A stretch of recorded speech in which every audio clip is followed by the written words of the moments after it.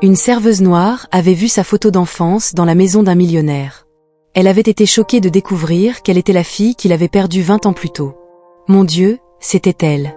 Les mots étaient sortis comme un murmure des lèvres de Jasmine alors qu'elle avait fixé le cadre doré accroché dans le couloir privé du manoir Blackwell. Ses doigts avaient tremblé, manquant de peu de faire tomber le plateau en cristal qu'elle portait. Là, encadrée comme une précieuse relique, se trouvait une photo d'elle à 4 ans. Le même sourire timide, les mêmes boucles indisciplinées, la même petite robe rose dont elle se souvenait vaguement. Mais comment diable sa photo d'enfance avait-elle pu finir par décorer le mur de l'une des familles les plus riches de Chicago? Jasmine Mitchell, 24 ans, avait servi du champagne lors de dizaines d'événements de la haute société. Mais elle ne s'était pas attendue à retrouver des morceaux de son passé perdu dans un manoir, où il lui en coûtait plus de $1000 pour marcher sur le sol en marbre. Élevée dans des familles d'accueil depuis qu'elle était bébé, elle avait toujours su qu'il y avait des lacunes dans son histoire. Les travailleurs sociaux avaient parlé vaguement de circonstances difficiles et de documents perdus dans un incendie. Mais jamais, dans ses pires cauchemars, elle n'aurait imaginé que la réponse se trouvait accrochée au mur de Richard Blackwell, le même homme qui, une demi-heure plus tôt, était passé devant elle comme si elle était invisible. « Et vous? Que faisiez-vous ici ?» La voix dure du gardien de sécurité l'avait ramenée à la réalité. Les employés n'étaient pas admis dans les ailes privées. « Désolée, je me suis perdue en cherchant les toilettes », avait menti Jasmine, forçant un sourire tandis que son cœur battait la chamade. Elle avait mémorisé chaque détail de cette photo avant de s'éloigner. De retour dans la salle principale, ses yeux avaient cherché automatiquement Richard Blackwell parmi les invités. Il était là, impeccable dans son smoking sur mesure, parlant de sa fondation caritative pour les enfants défavorisés, tandis que les millionnaires présents applaudissaient sa générosité. Quelle cruelle ironie! L'homme qui parlait d'aider les enfants abandonnés avait une photo de sa propre fille abandonnée, décorant sa maison comme un trophée secret. Jasmine avait observé chaque geste de Richard, chaque mot, chaque sourire calculé. Il y avait eu quelque chose dans ses yeux quand il parlait de deuxième chance et de famille brisée. Une culpabilité à peine voilée qu'elle avait reconnue immédiatement. Lorsque Richard avait évoqué avec désinvolture la tragédie personnelle qui l'avait motivé à aider d'autres familles, Jasmine avait senti son sang se glacer. Tragédie personnelle. Elle n'était pas morte. Elle avait été abandonnée. La vie nous oblige parfois à prendre des décisions impossibles, avait poursuivi Richard, la voix lourde d'émotions répétées. Avoir une fille change un homme à jamais. Perdre ou abandonner. À ce moment-là, alors qu'elle regardait l'homme qui était probablement son père biologique recevoir des félicitations pour son courage à transformer sa douleur en but, Jasmine avait pris une décision qui allait changer leur vie à jamais. Elle allait découvrir toute la vérité. Et quand elle le ferait, Richard Blackwell allait payer cher pour chaque mensonge qu'il avait dit, chaque larme qu'elle avait versée, chaque nuit qu'elle avait passée à se demander pourquoi elle n'était pas assez bien pour être aimée. Mais alors que tout le monde applaudissait le philanthrope de l'année, personne n'avait remarqué le sourire qui s'était formé au coin de la bouche de Jasmine. Ce n'était pas le sourire d'une fille retrouvant son père perdu. C'était le sourire de quelqu'un qui venait de découvrir le point faible de son ennemi. Si vous pensiez que cette histoire allait bien au-delà d'une simple réunion de famille, vous aviez raison. 3 jours après l'événement, Jasmine n'avait pas pu sortir cette photo de sa tête. Chaque fois qu'elle fermait les yeux, elle voyait le sourire innocent de l'enfant qu'elle avait été autrefois, accroché comme une décoration dans la maison de l'homme qui aurait dû la protéger. Elle avait eu besoin de réponses. Mais par où commencer? Richard Blackwell était intouchable.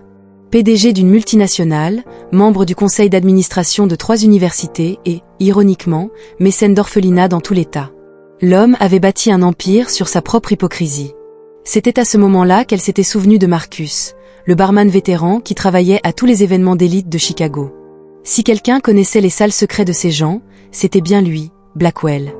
Marcus avait failli s'étouffer avec son café lorsque Jasmine avait mentionné son nom. « Ma fille, tu ne voulais pas jouer avec cet homme. Il avait des tentacules partout. Pourquoi disiez-vous ça ?»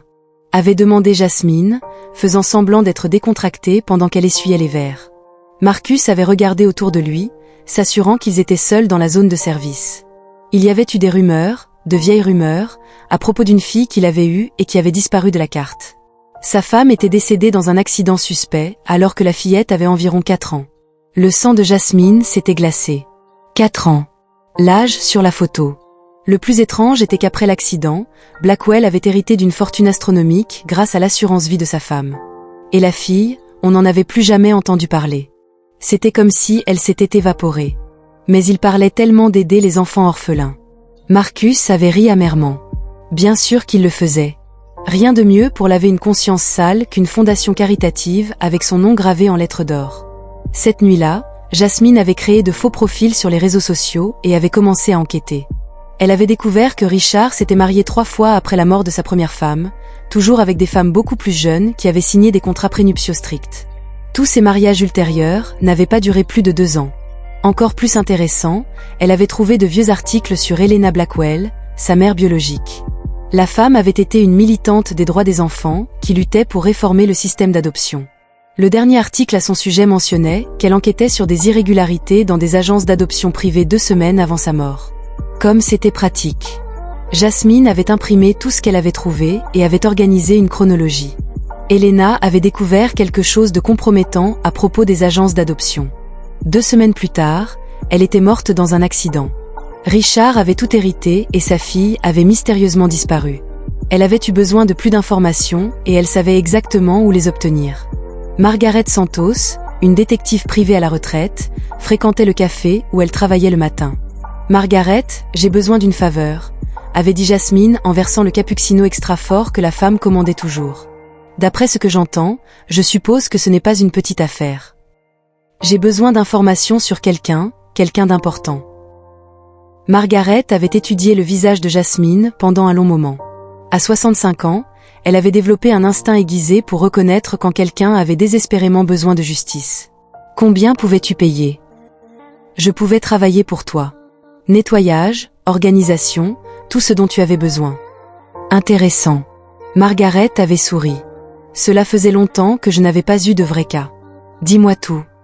Pendant que Jasmine lui avait raconté son histoire, Margaret avait pris des notes dans un carnet usé. Quand elle avait eu terminé, l'enquêtrice l'avait regardée avec respect. « Chérie, tu ne cherchais pas seulement ton père. Tu chassais un prédateur qui avait peut-être tué ta mère. » Au cours des jours suivants, Margaret avait commencé à creuser. Ce qu'elle avait découvert était encore pire que ce qu'ils avaient imaginé. Richard n'avait pas simplement abandonné Jasmine. Il avait falsifié des documents déclarant sa mort dans le même accident qui avait tué Helena. « Regarde ça », dit Margaret en lui montrant les papiers imprimés. Il y avait un faux certificat de décès, une déclaration selon laquelle le corps n'avait jamais été retrouvé. Son père avait également touché l'argent de l'assurance vie pour elle. Jasmine se sentit nauséeuse. « Il a profité de ma prétendue mort », murmura-t-elle. « $1 demi-million. Et il ne s'était pas arrêté là. Il avait utilisé la tragédie pour créer une fondation caritative. Toute son image d'homme ayant surmonté le chagrin grâce à la charité reposait sur le mensonge de sa mort. » Margaret continua à feuilleter les documents. « Il y a plus », ajouta-t-elle. Helena avait engagé un détective privé 2 semaines avant sa mort. Elle soupçonnait Richard de vendre des enfants par l'intermédiaire d'un réseau d'adoption illégal. L'enquêteur avait disparu peu après elle. C'est alors que Jasmine comprit le génie cruel de Richard. Il ne s'était pas seulement débarrassé d'une fille non désirée et d'une épouse gênante, il avait transformé leur double meurtre en capital social et financier. « Il y a autre chose », reprit Margaret en lui tendant une photo floue. Helena n'était pas morte dans l'accident, elle était décédée 2 heures plus tard à l'hôpital, pleinement consciente. Et avant de mourir, elle avait dit quelque chose à l'infirmière à propos de la protection de sa fille contre le monstre. Jasmine sentit les larmes lui brûler les yeux. Sa mère était morte en sachant que sa fille était en danger. Mais si Richard pensait qu'elle était une fille morte et enterrée, il allait bientôt découvrir que certains fantômes revenaient pour vous hanter. Margaret lui remit un dossier rempli de documents. « Tout ce dont tu as besoin est ici, » dit-elle. « Mais Jasmine, cet homme est dangereux. S'il a tué ta mère pour obtenir l'héritage. »« Il ne me fera pas de mal, » répondit Jasmine avec un calme qui la surprit elle-même, parce qu'il ne sait pas que j'existe. Et ce serait son plus grand avantage. Alors que Richard Blackwell continuait sa vie de philanthrope menteur, croyant que tous ses secrets étaient enterrés avec une fille qui n'était jamais morte, Jasmine planifia les retrouvailles les plus dramatiques de sa vie. Elle avait déjà décidé comment elle allait s'y prendre. Lors du prochain événement caritatif de sa fondation, ironiquement un gala pour les enfants orphelins, Richard Blackwell découvrirait que la mort avait parfois une manière bien particulière de recouvrer ses dettes. La question qui planait dans l'air était simple. Que se passe-t-il lorsqu'un homme qui avait profité de la mort supposée de sa fille découvrait qu'elle était non seulement vivante mais qu'elle savait tout? La réponse viendrait bientôt et serait plus dévastatrice que ce que Richard aurait pu imaginer. Le gala annuel de la Fondation Blackwell pour les enfants orphelins battait son plein. Richard se trouvait sur scène, parlant de seconde chance et du pouvoir transformateur de l'amour d'un père, tandis que les invités millionnaires applaudissaient sa générosité inspirante. Jasmine, déguisée en serveuse, circulait dans la salle avec un plateau de champagne et un sourire qui dissimulait 20 ans de colère refoulée. Ce soir-là, Richard Blackwell allait enfin rencontrer sa fille. « Mesdames et messieurs », poursuivit Richard dans son discours bien rodé, ayant tragiquement perdu une fille, je connais la douleur que ressentent ses enfants. C'est pourquoi notre fondation existe. À ce moment-là, Jasmine s'approcha de la scène et prit le micro des mains d'un assistant. « Excusez-moi, monsieur Blackwell. Puis-je vous poser une question ?» Un silence de mort coupa l'air. Richard la regarda avec une irritation à peine voilée. « Mademoiselle, ne devriez-vous pas servir des boissons ?»« Bien sûr, répondit-elle. Mais en tant que fille d'orphelin, votre discours m'a profondément touchée. » Jasmine monta sur scène, ignorant les murmures du public. « Surtout quand vous dites avoir perdu une fille. Pouvez-vous nous en dire plus à ce sujet ?» Richard força un sourire. « Eh bien, ce fut une tragédie personnelle. Je préfère ne pas entrer dans les détails. »« C'est une honte, » reprit Jasmine. « Parce que j'ai des détails très intéressants sur votre fille perdue. » L'expression de Richard changea aussitôt. Ses yeux se plissèrent alors qu'il scrutait le visage de Jasmine. Pour la première fois, il la voyait vraiment. Premièrement, elle n'est pas morte dans un accident. Deuxièmement, vous l'avez abandonnée après avoir tué sa mère pour toucher son héritage. Elle sourit. Troisièmement, elle est juste là, devant vous, et elle a quelques questions pour papa. Le sang quitta le visage de Richard. Tu ne peux pas être Jasmine Helena Mitchell. Ou plutôt Jasmine Helena Blackwell, votre fille, que vous avez déclarée morte pour toucher un demi-million de dollars d'assurance vie. Le public explosa en murmures. Richard tenta de s'emparer du micro, mais Jasmine recula. Mesdames et messieurs, pourquoi ne pas découvrir ensemble le vrai Richard Blackwell? Jasmine sortit une enveloppe épaisse. Voici les faux certificats de décès qu'il a créés pour moi et ma mère. Voici les reçus d'assurance vie qu'il a encaissés pour nos décès. Elle brandit une photo agrandie du rapport d'autopsie d'Helena Blackwell, prouvant qu'elle n'était pas morte dans l'accident, mais avait été empoisonnée 2 heures plus tard. Richard chancela. C'est une calomnie absurde. Balbutia-t-il. Est-ce vrai? Demanda Jasmine en pointant le grand écran derrière la scène. Alors expliquez pourquoi vous avez accroché ma photo d'enfance dans votre bureau privé. La photo apparut à l'écran, la même que Jasmine avait secrètement photographiée dans le manoir. Mais cette fois, tout le monde pouvait lire l'inscription au dos, au papa le plus incroyable du monde. « Je t'aime, Jasmine. » Le public resta silencieux. « 20 ans Richard, dit-elle. 20 ans où j'ai cru ne rien valoir, que mes parents étaient morts et m'avaient abandonné.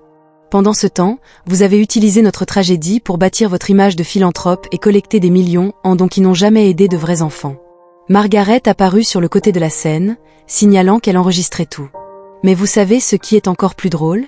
dit Jasmine en riant. « Vous m'avez embauché pour servir du champagne à ce gala que vous avez fondé sur la base de nos fausses morts. Quelle cruelle ironie, n'est-ce pas ?» Richard essaya de se ressaisir. « Vous n'avez aucune preuve réelle de tout cela. »« Je ne sais pas, » répondit Jasmine avec un sourire énigmatique. « Les gens de la presse. Avez-vous reçu les fichiers que je vous ai envoyés par email il y a 5 minutes ? Ceux qui contiennent les enregistrements de Richard admettant à son avocat qu'il avait réglé le problème de sa femme et de sa fille. » Les flashs crépitèrent sauvagement.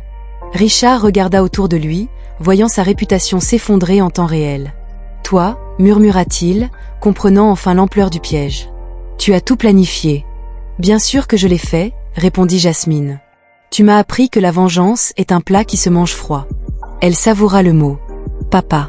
20 ans, c'est long pour se calmer. » Le public se leva et commença à partir, beaucoup appelant déjà à annuler leurs dons. Richard se tenait seul sur scène, regardant toute sa vie s'effondrer tandis que sa fille décédée le regardait avec la même froideur dont il lui avait fait preuve 2 décennies plus tôt. Oh, et Richard Jasmine était descendu de la scène. Vous auriez été ravi d'apprendre que le FBI était sur le point de l'arrêter pour fraude à l'assurance, meurtre et blanchiment d'argent. Ils avaient dit « Mes preuves sont plus que suffisantes ». Alors que les sirènes commençaient à hurler dehors, Richard Blackwell comprit enfin qu'il avait sérieusement sous-estimé la fille qu'il pensait avoir enterrée pour toujours. Mais alors que les menottes se refermaient autour de ses poignets, une question resta en suspens après 20 ans de mensonges, de trahison et de vengeance exécutées avec une précision chirurgicale. Était-il possible qu'une famille détruite par la cupidité trouve une sorte de rédemption? Ou bien certaines blessures étaient-elles trop profondes pour guérir, même lorsque la justice triomphait? 6 mois après l'arrestation de Richard Blackwell, Jasmine s'était assise dans le bureau qui avait autrefois appartenu à l'homme qui avait tenté d'effacer son existence. La plaque sur la porte indiquait désormais « Jasmine Mitchell, directrice exécutive de la fondation Helena Blackwell ». Le FBI avait gelé tous les actifs de Richard après avoir découvert que seulement 12% des dons de la fondation parvenaient réellement aux enfants orphelins. Le reste finançait le style de vie luxueux d'un homme qui avait bâti son empire sur des cadavres et des mensonges. Ironique, n'est-ce pas ?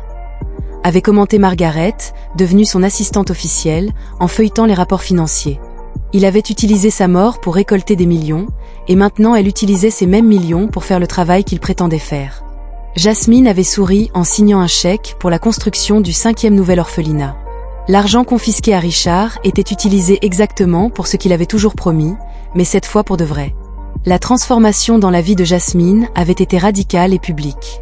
La serveuse qui servait du champagne à l'élite se retrouvait désormais sur la couverture de magazines nationaux, tels que La fille revenue d'entre les morts pour demander justice, et le magazine Time l'avait nommée l'une des 30 personnes les plus influentes de l'année. Les émissions de télévision se disputaient des interviews exclusives sur la manière dont elle avait révélé l'un des plus grands systèmes de fraude caritative du pays. « Tu es devenu plus célèbre que lui », avait ri Marcus, l'ancien barman qui travaillait désormais comme coordinateur d'événements de la nouvelle fondation. Richard Blackwell avait passé des décennies à se bâtir une réputation, et elle l'avait détruite en 20 minutes. Et quelle destruction cela avait été. Des nouvelles de Richard arrivaient régulièrement du système pénitentiaire, chaque nouvelle étant plus dévastatrice que la précédente. Ses anciens associés avaient intenté des poursuites pour récupérer les 8,2 millions de dollars qu'ils avaient investis dans la fondation frauduleuse. Ces 3 ex-femmes avaient rompu leurs accords de confidentialité et publié des livres révélateurs. Mariée à un monstre, La vie avec un psychopathe et Comment j'ai échappé à un tueur. Le club de golf exclusif où il jouait avait retiré sa plaque de membre honoraire et renommé le tournoi annuel qui portait son nom. L'université avait retiré son honneur du bâtiment de la bibliothèque. Même l'église qu'il fréquentait lui avait demandé de ne pas revenir après sa libération. Plus important encore, Jasmine avait trouvé sa vraie famille. Au cours de ses investigations, elle avait découvert qu'Helena avait une sœur, Sarah, qui avait cherché Jasmine pendant des années avant d'abandonner, croyant que sa nièce était vraiment morte. « Tu as ses yeux », lui avait dit Sarah lors de leur première rencontre, en brandissant une vieille photo d'Helena. « Ta mère serait si fière de voir qui tu es devenue. » Sarah était devenue plus qu'une tante. Elle était la famille que Jasmine ne savait pas qu'elle avait. Ensemble, elles avaient créé un dossier complet sur Helena, documentant son travail d'activiste et son combat pour les droits des enfants. L'enquête qu'Helena avait commencée sur les agences d'adoption corrompues était désormais menée par le FBI, aboutissant à 47 arrestations et à la fermeture de 12 agences illégales. Helena n'est pas morte en vain, avait déclaré Sarah au cours d'une des nombreuses nuits qu'elles avaient passées à organiser les documents de sa sœur.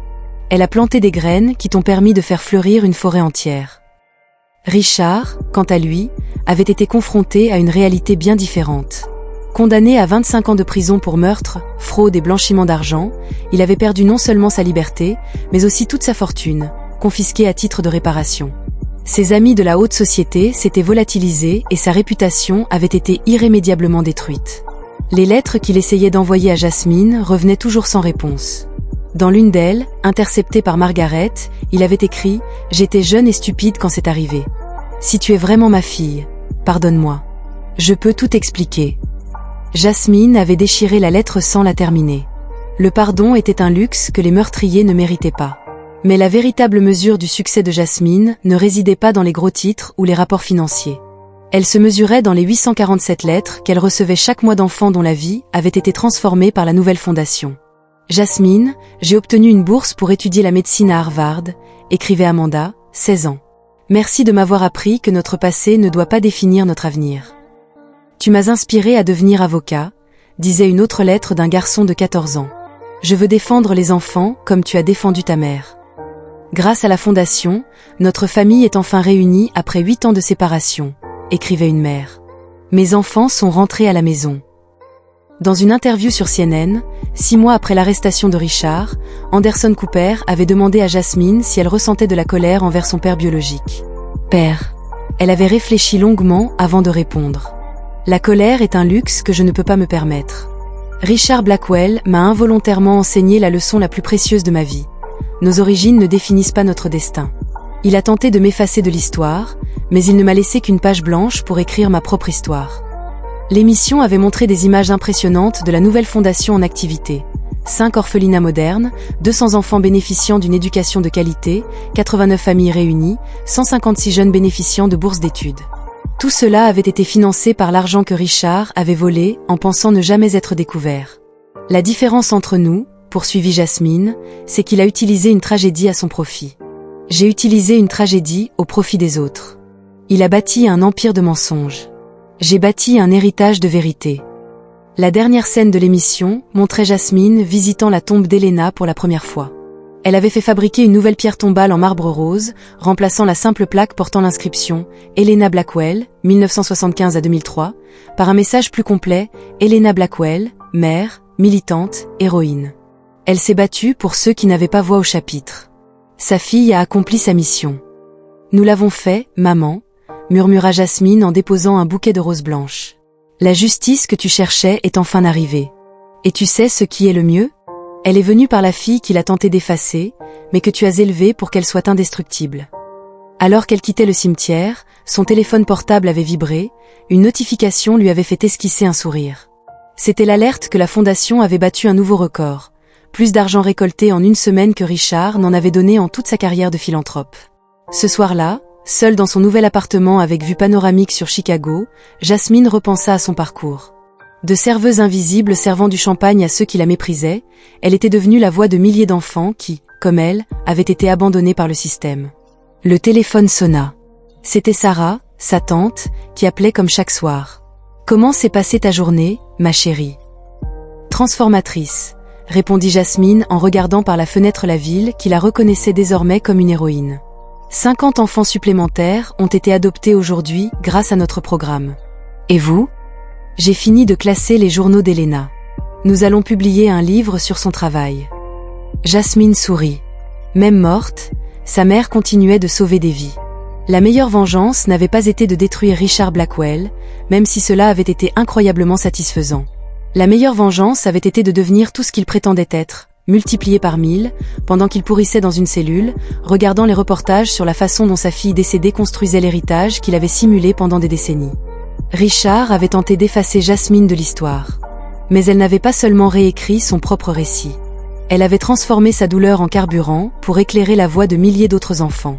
Aujourd'hui, tandis que Richard comptait les jours dans une cellule froide, se réveillant au son des barreaux et dormant sur le béton, Jasmine se réveillait chaque jour vêtue de soie égyptienne, sachant qu'elle vivait la vie que sa mère rêvait pour elle. Et c'était une victoire qu'aucune prison, aucun mensonge, aucune trahison ne pourrait lui enlever. Si cette histoire de justice, de famille et de transformation vous a touché, abonnez-vous à la chaîne pour découvrir d'autres histoires qui prouvent que parfois, les fins les plus improbables sont celles dont on a besoin. Car la vraie victoire ne réside pas seulement dans le fait de survivre à la tempête. Elle consiste à devenir l'éclair qui transforme votre survie en lumière pour ceux qui sont encore perdus dans l'obscurité. Merci d'avoir regardé, et à la prochaine dans une nouvelle vidéo.